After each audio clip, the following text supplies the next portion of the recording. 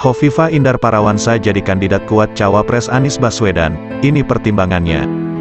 Hovifah Indar Parawansa jadi salah satu kandidat kuat pendamping Anies Baswedan sebagai Cawapres 2024. Lalu, apa pertimbangan koalisi yang diperkuat Nasdem, PKS dan Partai Demokrat ini mencalonkan Anies Hovifah?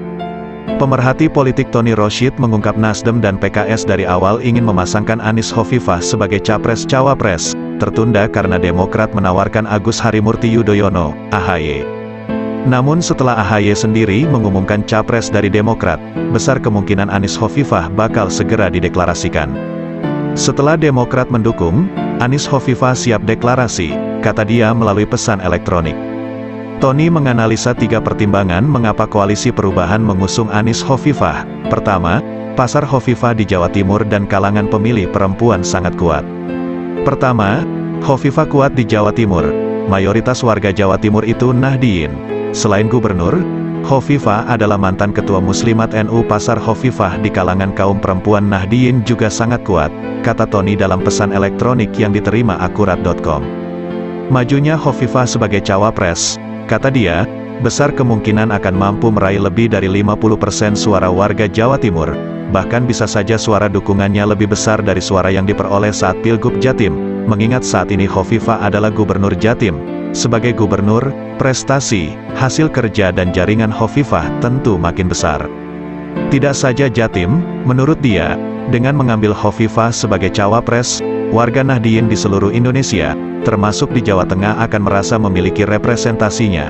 Ini juga sekaligus dapat mengurangi suara bakal calon dari PDIP, khususnya di Jawa Tengah, ulas Tony.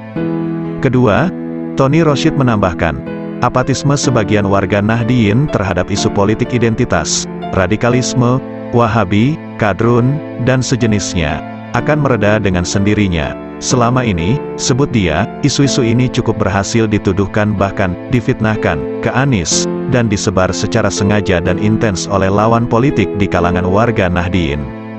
Hadirnya Hovifah, mantan ketua Muslimat NU, akan menghapus semua tuduhan itu.